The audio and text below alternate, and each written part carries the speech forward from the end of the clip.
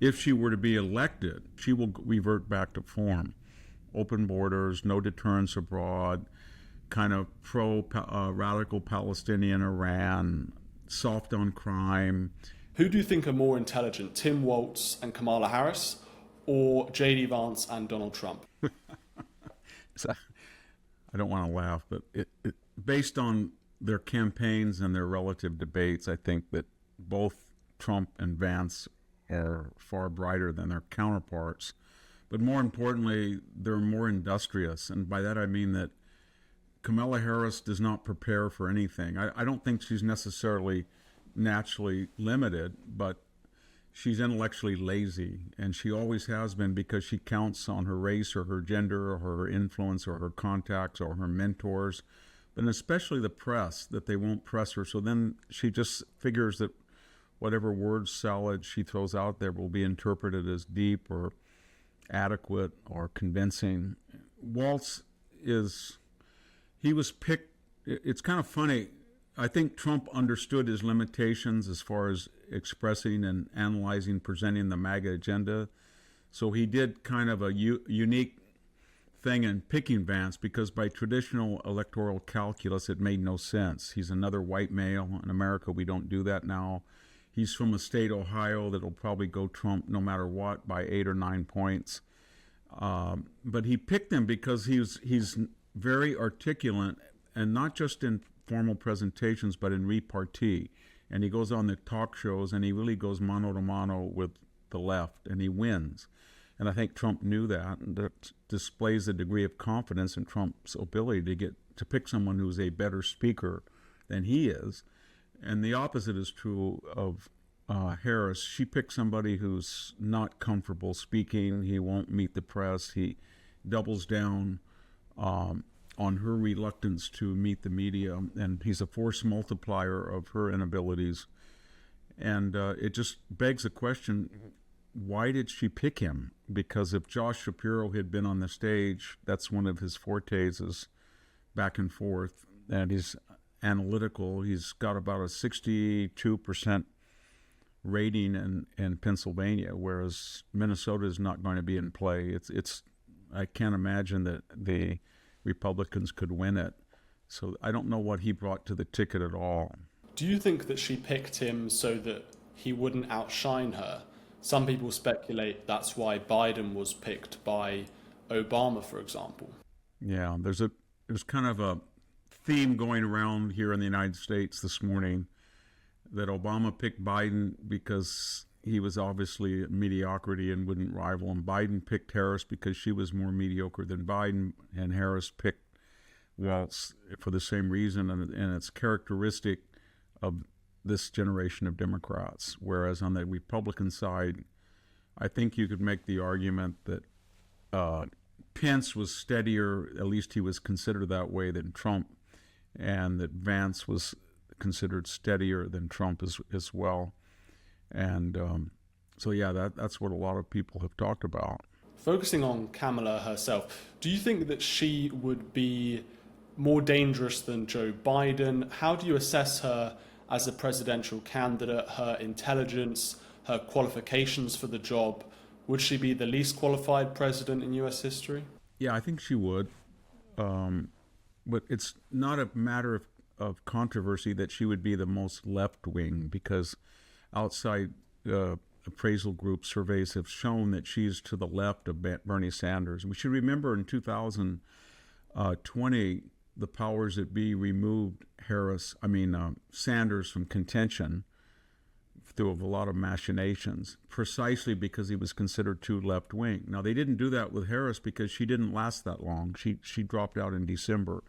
But she was more of a socialist, according to these disinterested surveys, than was Sanders. And she's had to disown all of her socialist agendas in the last 90 days. So if she were to be elected, in fact, and even if she were to be defeated and to fulfill the last 3 months of her vice presidential tenure, she will revert back to form. Open borders, no deterrence abroad, kind of radical Palestinian Iran, soft on crime, New Green Deal, government picking and choosing, energy winners and losers, et cetera, controlled what she calls equity economy. This is all just a 90-day ruse. But she's a little bit more dangerous, to get to your original question, because Joe Biden has always been considered a buffoon, obnoxious, cruel. He dropped out of the 88 race, the 2008 race, because of the things he said. Said in 2008 that Barack Obama was the first black candidate could really speak, and no one else prior was articulate. He said he was clean in a way that other blacks had not been. He plagiarized Neil Kinnock's speech, as you remember, in 1988. So he had a history of just not impressive, and he has a history of racism too. I mean, he put you all back in slangs. You ain't black. Hey, junkie. Cozying up to Stennis and Thurman in the Senate. And so the point is that Joe Biden is not a very impressive character. She comes off silly, cackling, but more winningly to a lot of people, with therapeutic impulse. A lot of people think, well, she's young, she's attractive, she wants to be nice. Joe Biden now, in his senility, has that old man's grin.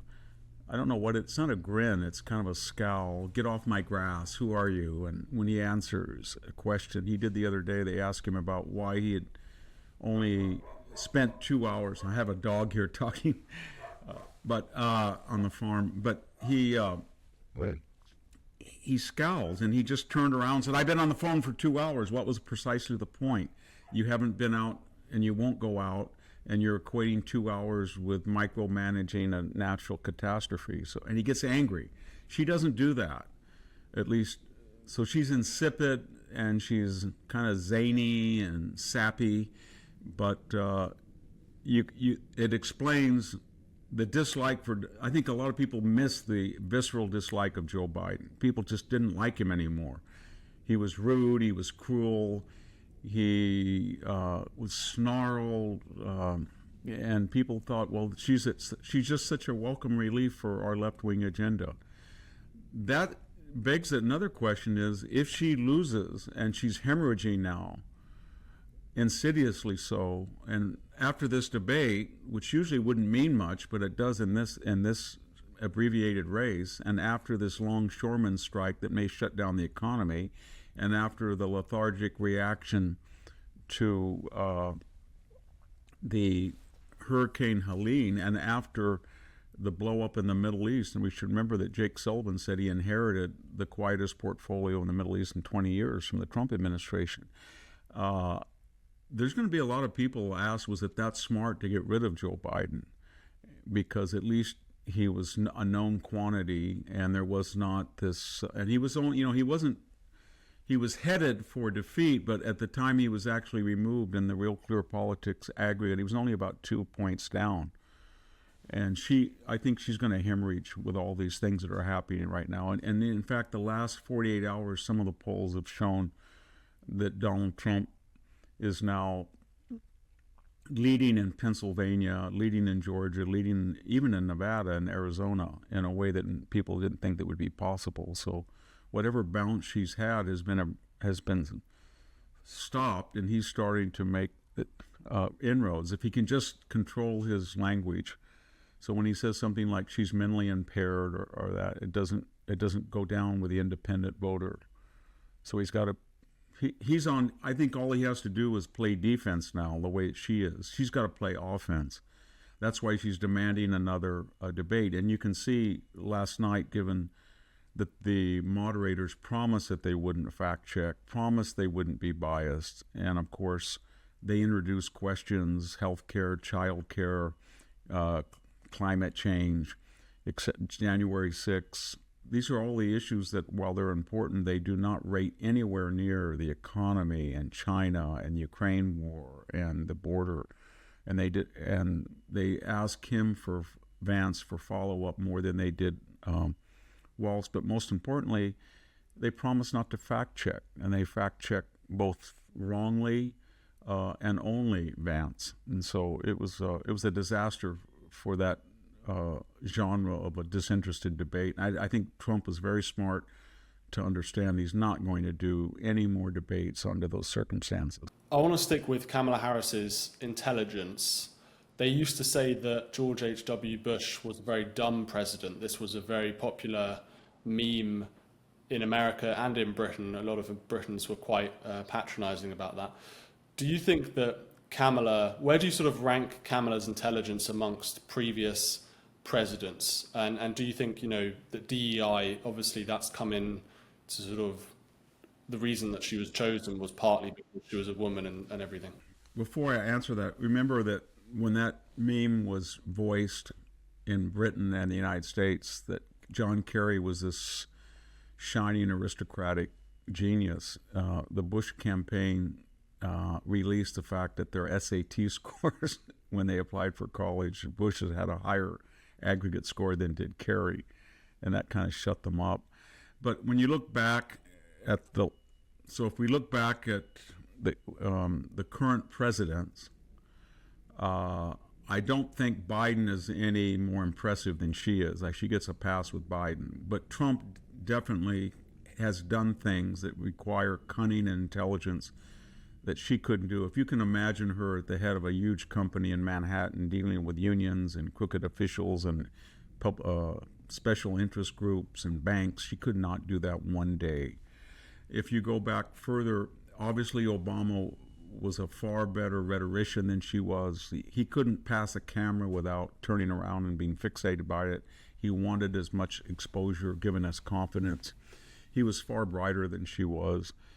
I think if you go back a little further to George W. Bush, he was, everybody said he was tongue-tied, and that was true, he was, but he had natural intelligence. Sometimes he wasn't sophisticated, but he was not stupid. And Bill Clinton had a natural intelligence and superior rhetorical skills.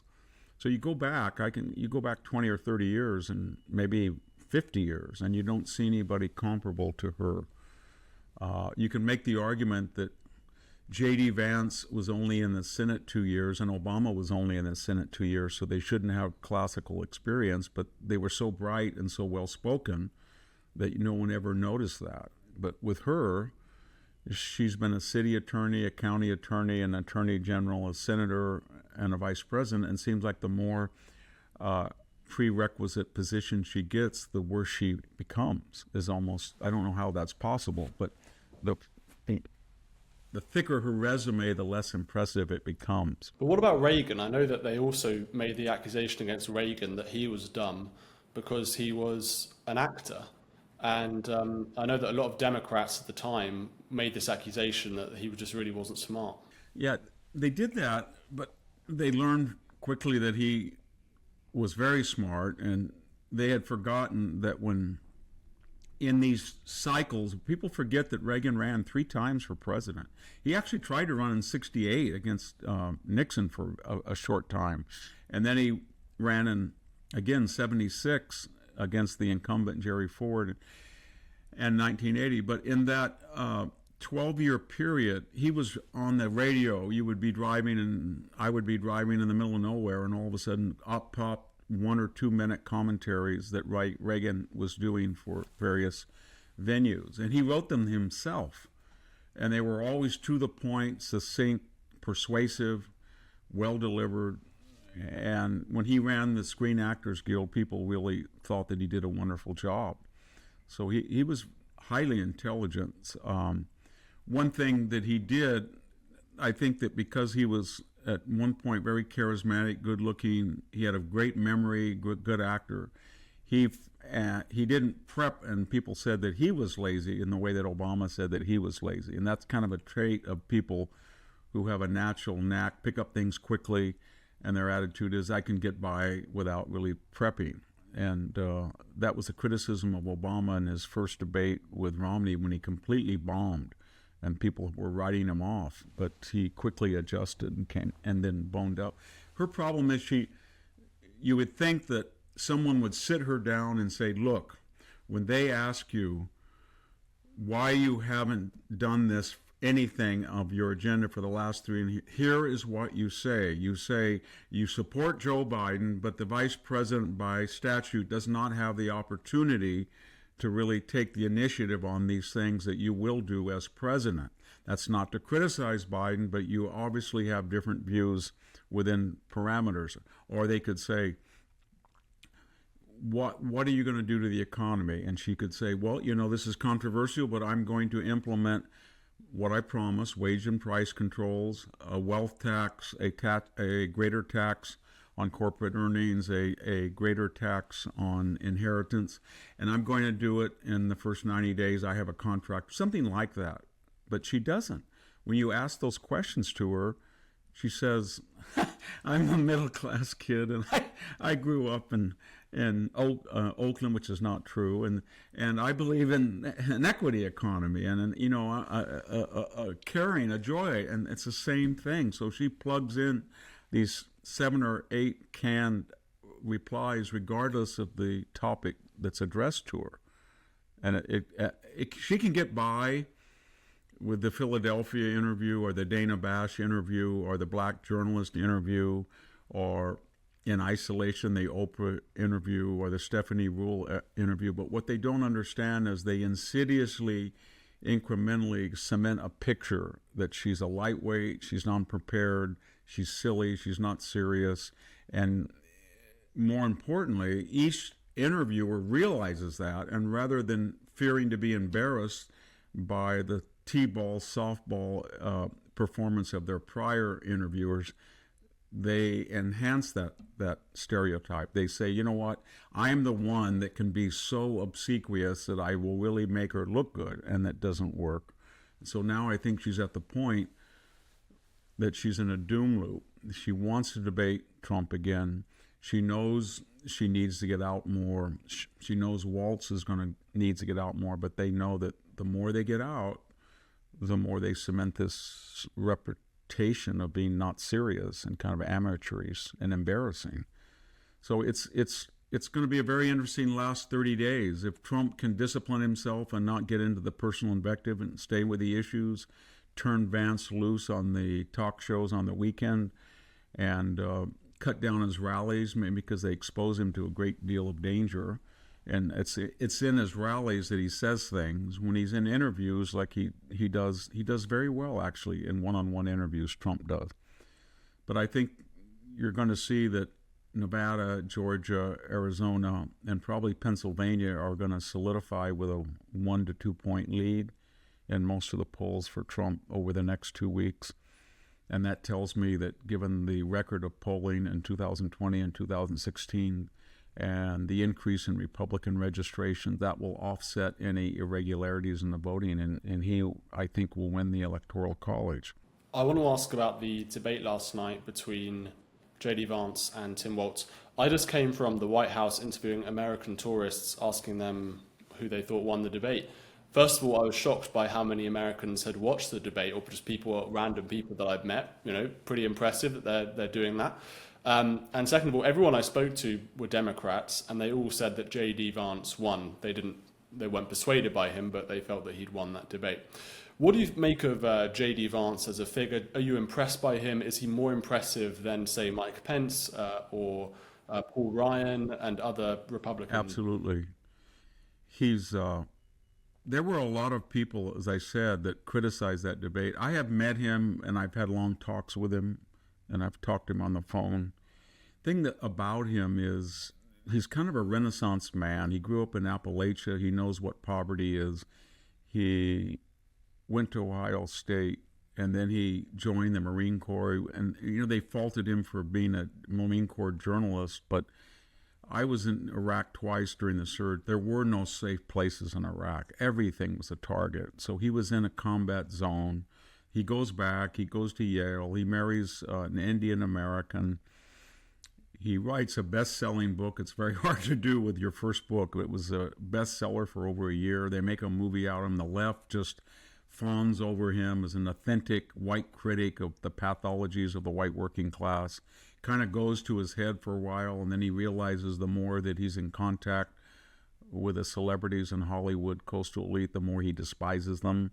So then he looks back fondly on the pathologies of his upbringing. He says, you know what? It was authentic. And he starts to transform kind of in a reaction against hedge funds, Yale, all of that stuff. And he becomes a MAGA populist. And Trump is told by his children and the supporters that forget the traditional calculus of what makes a good vice president candidate. You need somebody that'll go head to head with these people and is fearless and can out debate them and doesn't come off as an elite. And this guy can do it. He's the only one that can do it. And he's loyal. So that was the argument for him. And I think anybody who's talked to him privately or been around him in private understands that that was his forte.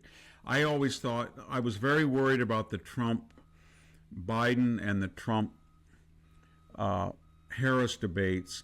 The first one, I think Trump was a bystander. He said he had a great debate, but it was really watching somebody pour water on the Wicked Witch of the East. I mean, he just imploded. Trump just was a bystander in a catastrophe.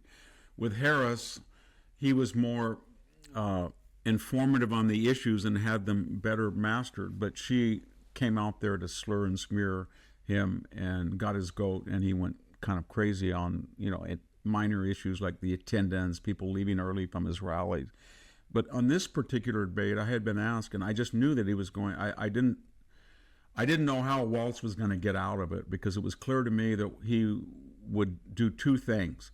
He would politely destroy Walz, and then the second thing, he would dispel all of these smears and slurs against him, that he was mean, that he was crazy, that he was not a nice person. He's a very pleasant person, always has been. And so it was just, when I watched it, I just said to my wife who was watching with me, this is just the Vance we all knew. He's just a natural. And Walz isn't. And I think a lot of people are saying, why didn't Kamala pick Josh Shapiro? He's a better debater. He's more popular. The state is far more important. He might have won Pennsylvania. She might have won Pennsylvania with him. And if Trump and Vance win, there's going to be a lot of questions asked. And one of them is going to be, did you really help yourself by having that coup and getting rid of Biden? He was much easier to keep out of the news than is Harris. And why in the world did you pick Walz when you had these other choices that were superior? And I think you answered your own question when you said at the very initial that he was picked so he would make her look more impressive. Yeah, I mean, it was interesting speaking to those Democrats this morning, because I think their perception of J.D. Vance was very much created by the media, as you say, that he was mean and so on. And they were quite shocked at seeing him, live in a debate. And maybe their perception slightly changed on him, which was quite an interesting thing to see. How do you compare J.D. Vance to someone like Ron DeSantis? I'm thinking about the future of the right here beyond Trump. He's not going to be running next time. How optimistic are you about these figures like J.D. Vance, like Ron DeSantis? They're fairly young. The future of the Republican Party looks bright. Well, at this point right now, Ron DeSantis has an advantage over J.D. Vance in the sense that he has actually taken a state and run it wonderfully for 4 years in every aspect of governance. And he's very popular. But as you saw in the primaries, Ron DeSantis is not a naturally charismatic figure. He's a technocrat, and he absolutely, in the second half of his debate, I felt, with Newsom, after he got over the Newsom kind of Kamala Harris can memorize lines, tore him apart systematically. But J.D. Vance is a different type of candidate. In other words, he's a naturally charismatic, he's well-spoken, he's relaxed, he's very confident, he doesn't get rattled. If he is vice president for 4 years, then he would have commensurate political experience with Ron DeSantis. And so I think he would have an advantage because he's more charismatic. But at this point, he needs more experience that DeSantis has. And I think those would be the two major figures. If Trump wins, I don't see Nikki Haley, given the questions about her MAGA fides and her kind of globalism, at least that's the criticism of her, becoming a major candidate again. If Trump loses, then there will be an enormous effort on the part of the old Republican establishment. I don't think it'll work, but they will try to reassert their authority and control of the party and look at somebody like Haley. We were talking earlier about Kamala's intelligence. One of the people I find fascinating on the American political scene, or I suppose on the judicial scene really, is Justice Jackson. This is the Supreme Court pick from Joe Biden. How do you assess her as a member of the Supreme Court compared to her peers? I noticed that she's done a big interview with, I think, CBS, and they were advertising it last night on the debate. So how do you assess this Supreme Court pick? She's quite an interesting character.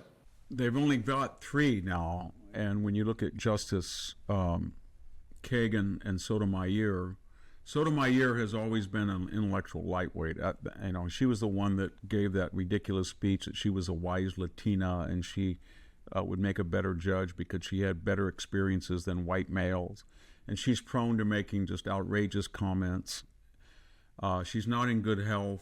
She's nearing an age where her medical problems are mounting. Kagan is she was the dean of Harvard Law School. She's kind of disappointed the left. She's not sort of one of these great left crusaders they've had in the past. And so people are looking at Miss Jackson as the new Earl Warren or William O. Douglas or Brennan or somebody like that, and she's not that way at all. She doesn't have the intellect. Thing about, everybody made fun of Clarence Thomas as a DEI selection of George Bush, but the thing about Clarence Thomas is he had an innate instinctual wisdom, cunning. He knew exactly where the traditionalist point of view was. He was very quiet. He didn't waste his ammunition on extraneous. And when he did speak and write, it was always predictably insightful, and he had the ability to get very, very good law clerks and help. And so she's not like that counterpart on the left, and she was put there to embody the left-wing interpretation of the court in a way even Sotomayor hasn't been able to do, or Kagan. That is, they see the court as an extension of the legislature, and they want to control it, and they don't feel bound by any prior tradition, protocol. It's just, except if it came from the Warren era. So they want to pack the court. They want to harass conservative judges at their homes.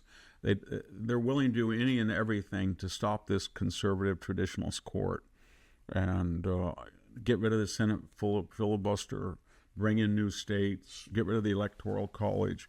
The whole movement of the Democratic Progressive is to destroy the idea of America as a republic, and anything that restricts the instant will of the people, so to speak, whether it's 2 senators that, they can represent as little as 250,000 people each in Wyoming by intent of the founders versus, 20 million here in California. They feel that's not fair. So they want to make the Senate like the House.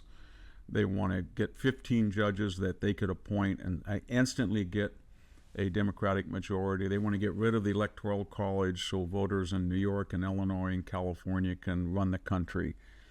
And part of that project is justices like Jackson that they feel they're a legislator, and their duty is to empower the left-wing agenda regardless of statute or prior rulings.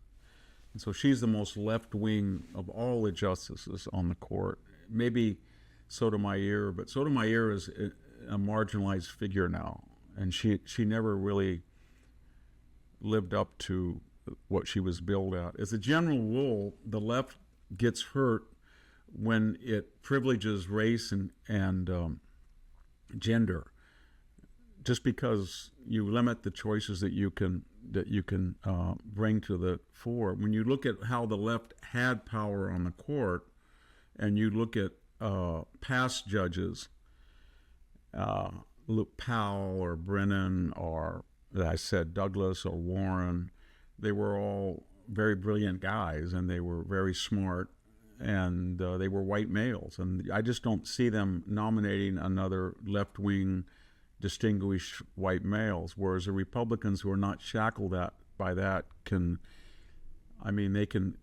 not only can nominate a Scalia, they can get somebody like Alito, for example, or Gorsuch or Kavanaugh, that are distinguished and come up with some great defenses of constitutional government. Democrats seem to be absolutely furious about the Supreme Court at the moment. As you say, it's sort of Republican, there's a Republican majority. They're talking about scrapping the Supreme Court, packing the Supreme Court. And the reason for this ostensibly is Roe versus Wade, abortion. This is the issue of the Democratic campaign in 2024. It was the issue they think they can win on. And again, when you speak to Democrat voters, that is one of the major issues that they talk about. Can you talk a bit about the history of the Supreme Court in the 20th century? I know that the Democrats dominated that court, that institution, for many, many years. So they seem to have lost that control, and they don't like that. Well, the thing about the Democrats is all leftists. They have no sustained principle other than the acquisition of power to mandate government enforced equality. So at various times, the court should be independent, all-powerful, beyond politics. And that's when they had, as I said, not just justices like Powell and Brennan and Douglas and Warren but they had flipped everybody. It was just kind of known that if you nominated a David Souter, if you're George H.W. Bush, he would flip over to being left wing, and they thought that was wonderful. They called that evolving. And so for them, the court was sacrosanct. When Reagan and Bush, the two Bushes, and Trump then were able to get true traditionalists, I'm not talking about John Roberts, but judges like Kavanaugh and Gorsuch and Comey Brown and Alito and Clarence Thomas, and get 5 of them, then all of a sudden the court was not a useful tool for the progressive project. So then they come in and say, it's okay, if you're Chuck Schumer and you're the Senate Minority Leader, you go to the doors of the Supreme Court and you basically threaten them. Gorsuch, Kavanaugh, you sowed the wind, you're going to reap the whirlwind. You do not know what's going to hit you. That unleashes subsequently demonstrations at the houses of the court justices, contrary to federal law that says you can't do that to influence an opinion. That starts a train of what's permissible by lowering the bar. So you can actually leak, contrary to, it's a felony to leak a Supreme Court brief before the ruling is published on Roe versus Wade to influence the 2022 midterm election, which it did. That means you lower the bar so an assassin can show up at Kavanaugh's home and call his sister and said, I want to shoot this guy. And if she hadn't reported him, he probably would have. And so in their way of thinking, any institution is useful and is sacrosanct as long as it's in our interest. And we will fabricate or use arguments that we have no shame in changing when it ceases to be useful. So before the 2016 election, they used to brag on what they called the blue wall. And you would pick up any Democratic pollster or political analyst. He says, I just don't think the Republicans are ever going to win, because before the voting even starts, you look at the Electoral College and you look at California, Illinois, New York. It's just not going to ever change. And more importantly, with immigration, especially illegal immigration, we have flipped New Mexico, Nevada, probably Georgia. We're working on Texas. And so they love the Electoral College. They loved it. They thought it was wonderful. They loved the Senate filibuster. They said it was a defense of mob rule of the Republicans. And then, of course, Barack Obama used the filibuster to filibuster the Alito appointment.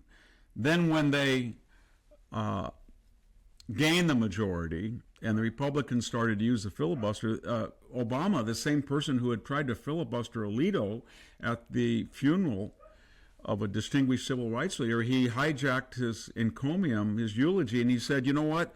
This is a racist holdover. We got to get rid of the filibuster. Same thing with states.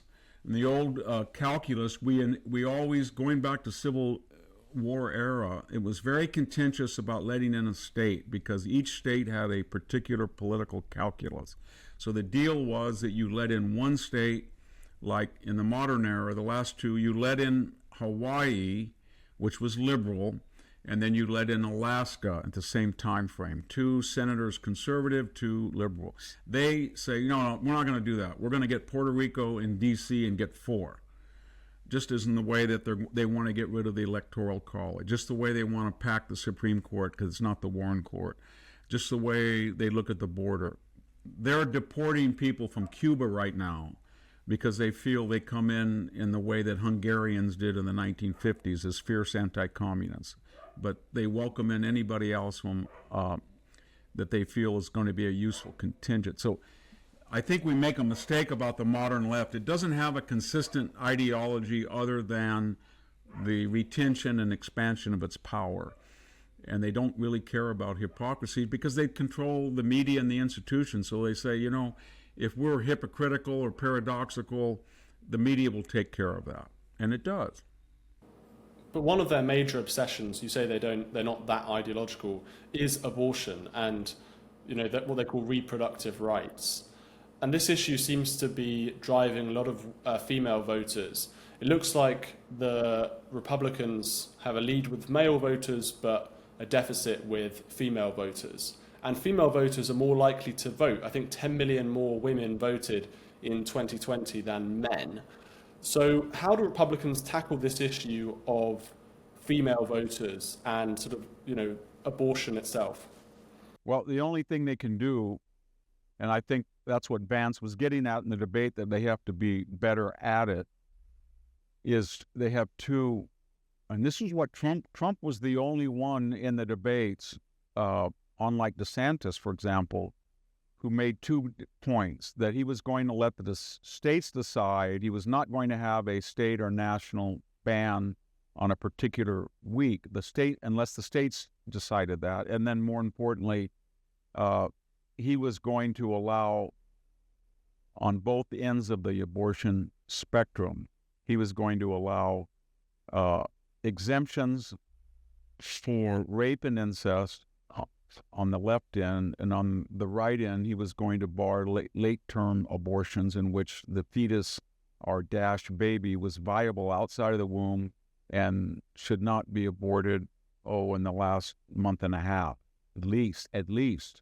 And that's where the American people are. If you look at polls, they do not approve the 8,000 to 10,000 late-term abortions.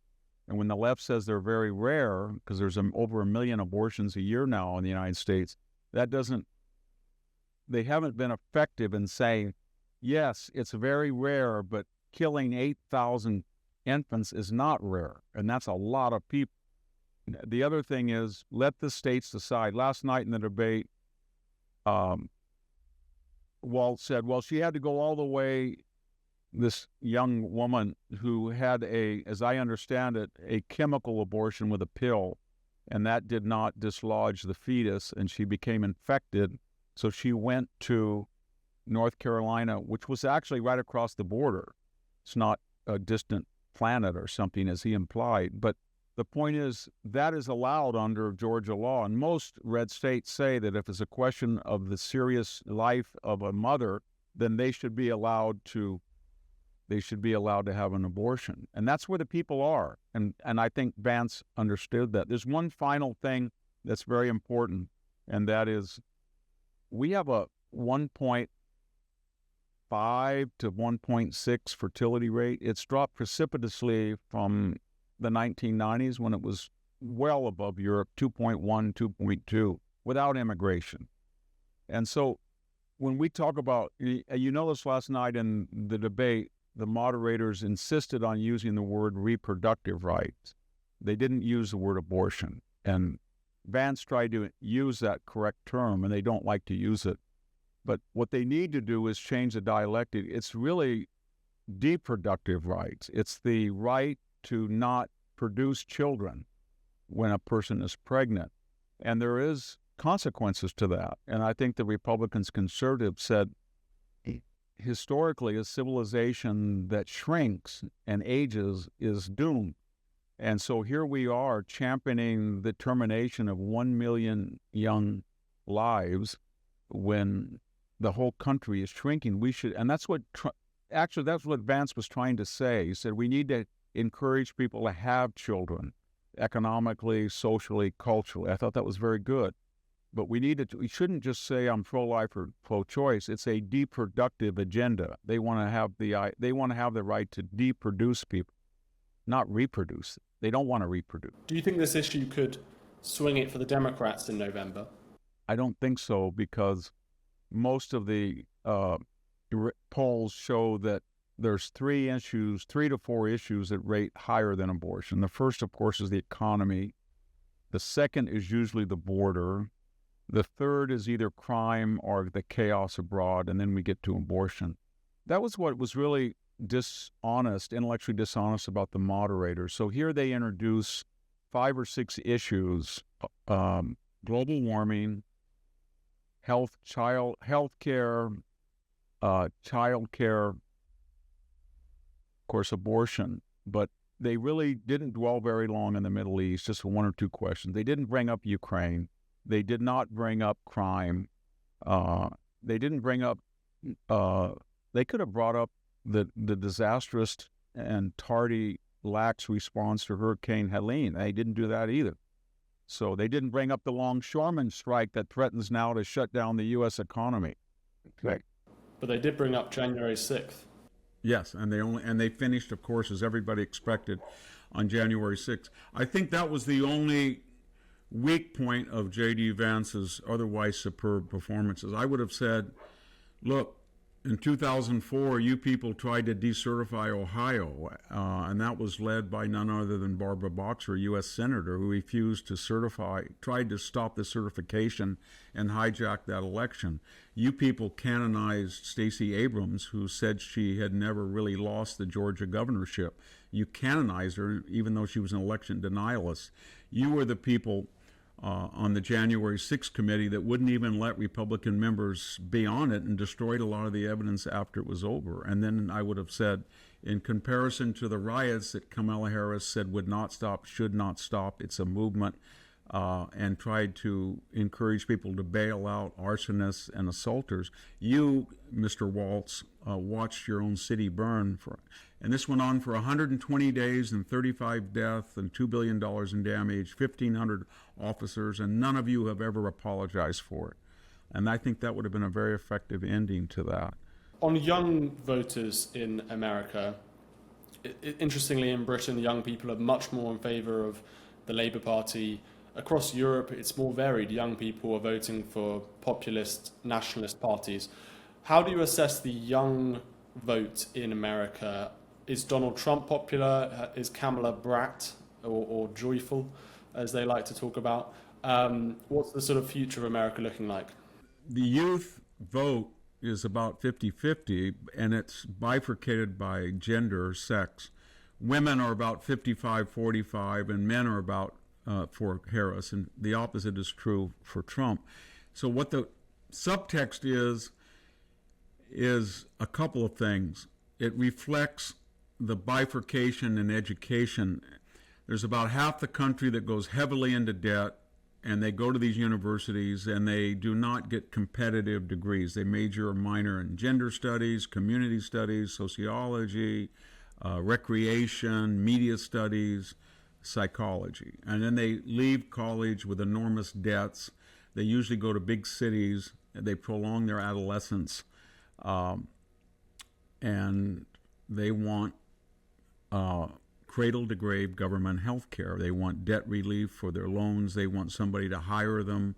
They believe in DEI, etc. All of the things they were indoctrinated at the universities. The other half of the country, and it's about 52%, doesn't believe that they're not going to go to college, and they're going into trades. A lot of them are disenchanted males, especially white males, that are demonized all the time as somehow culpable for these imaginary isms and ologies that they're accused of.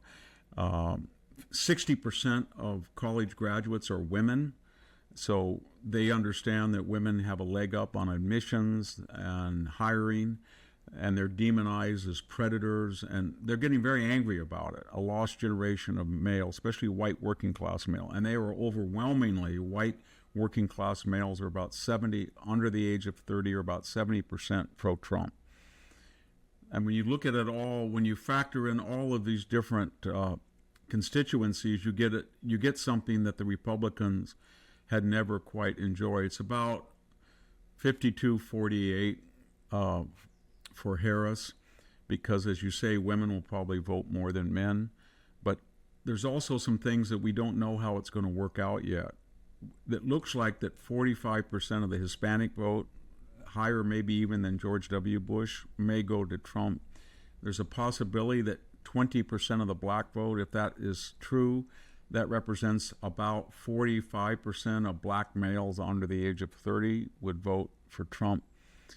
But I guess what I'm saying is there's just the nascent beginning of a male, not so much racial, but class, Hispanic, black, white working class, and they're sick and tired of being told they're illiberal, they're sexist, they're clueless, and they feel that all of the government programs that they pay taxes on are not helping them. They're going to this elite, and that the Democratic Party counts on. I would say that if you look at all of the campaigns that are now going on in the Senate and the House, whether it's the She Tester campaign in Montana or the Cruz campaign in Texas, there is a definite pattern, and that is all of these candidates on the left, given the trajectory of the Democratic Party, are not meeting with the press. They've been told to run out the clock. They've been told to moderate their positions for 90 days.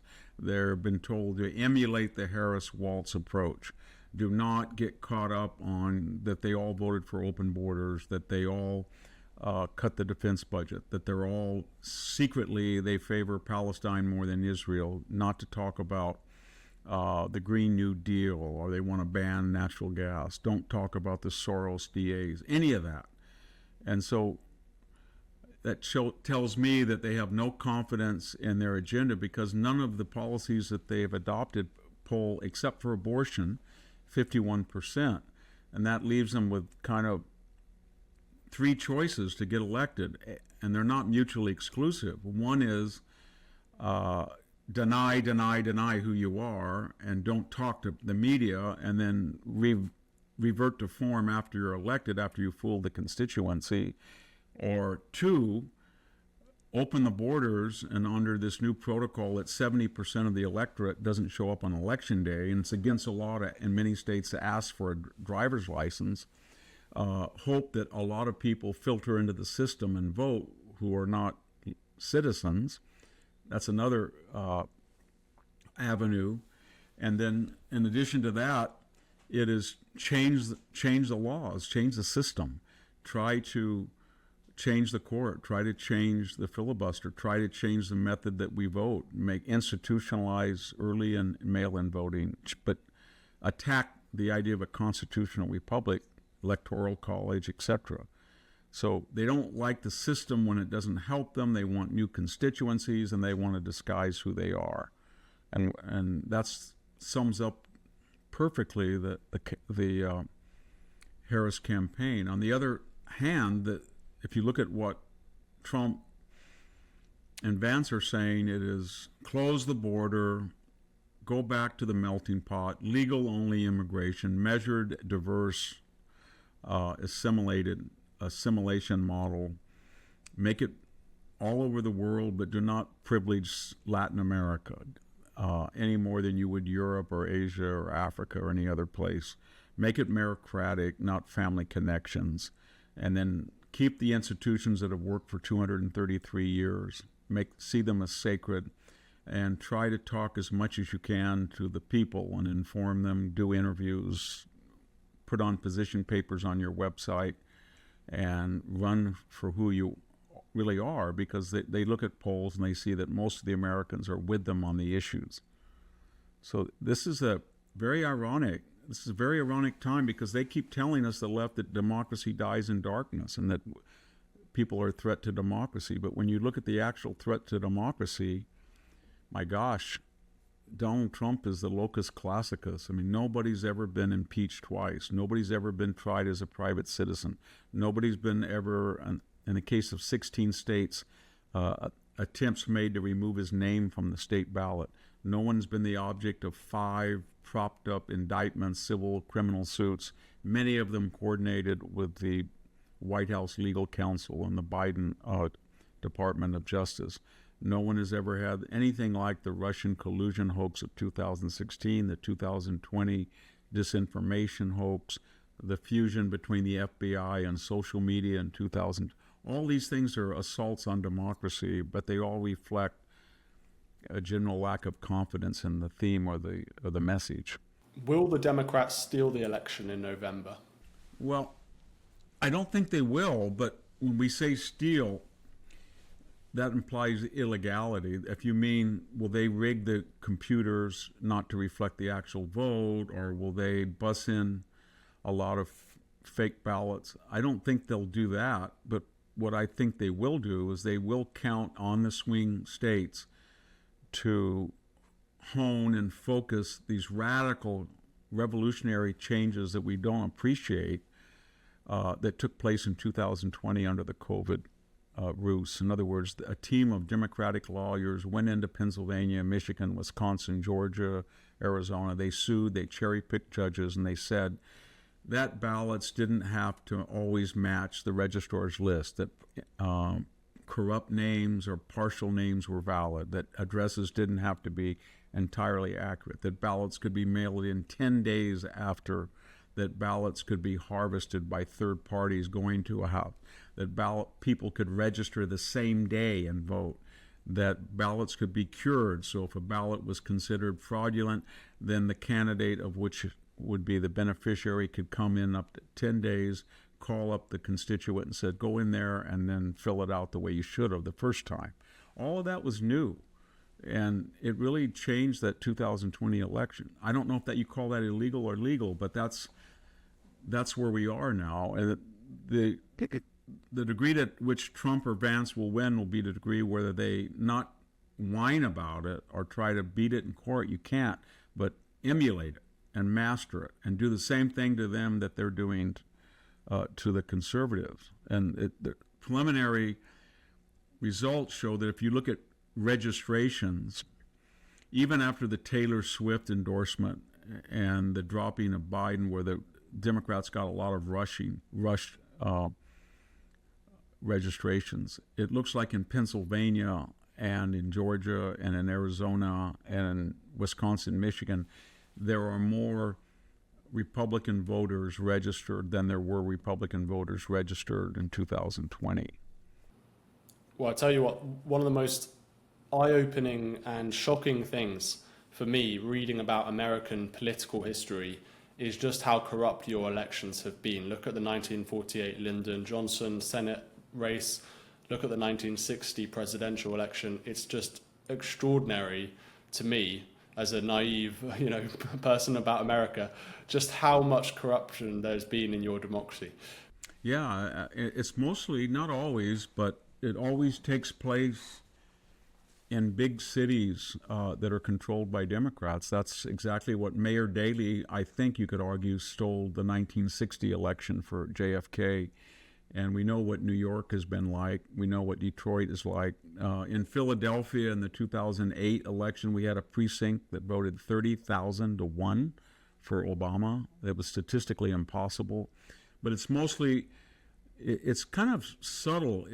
The American theme is that the right has all the power and money, and they're the aristocratic party, so the left should be given indulgence for finding any ways necessary for the noble end of the people. That's no longer true, because they're the party of wealth and influence and power and arrogance, but that still is enshrined. And so it's very hard.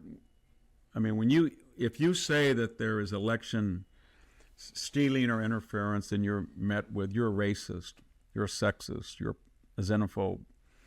But we know that that's just, they kind of cynically assume that there is going to be that. They write books with titles, Demography is Destiny, New Democratic Majority. Then you say, yeah, I understand. And they say, oh, you're for the Great Replacement Theory. It's very hard. Europe, it's very also a final irony is they always look toward Europe. They always tell us, we've got to do what Europe does. Europe has mass transit. Europe has apartment living. Europe doesn't have the wasteful country 1 acre ranch house. Europe doesn't commute 60 miles in your car. They're so sophisticated. But Europe has paper one-day ballots. It works very well. You go in, you have to show an ID. In most European countries, you vote, and they manage to count just like we used to in one day. By midnight, the votes, maybe the next morning, they're all in. There's no fraud. And they have a large number of migrants, and they have a very strong left wing that fights that, and yet their traditions are strong enough that they're able to stop that. But, you know, this country is, there's a lot of things going on in this country that people don't appreciate. We have 60 million people that were not born in the United States, and that's the highest in a percentage and in total numbers that we've ever had. California, which is the model for that, 27% of the population was not born in the United States. And the Democratic Party sees that as their last salvation, and they're encouraging that, and they're changing laws to the extent they can to facilitate that. And they've given, I mean, we've got a very bizarre propaganda, and it works suddenly like if you're a poor, exploited victim of Mexican racism by elites in Mexico City, and you live in Oaxaca or Chiapas or Michoacan, and you manage to get to the United States, your destination of opportunity and fairness where you're going to be treated with dignity, you cross that border, and the next day the left says you've been a victim, you're eligible for affirmative action, your kids should be given preference, you're part of the DEI collective that it's been historically, and all of a sudden the illegal alien who just arrived here, we don't say he's a victim of Mexican corruption, racism, oppression, and a sick system. We say, oh my God, we've treated him so badly. And that's what the left does. And they always do that, but it's been very effective.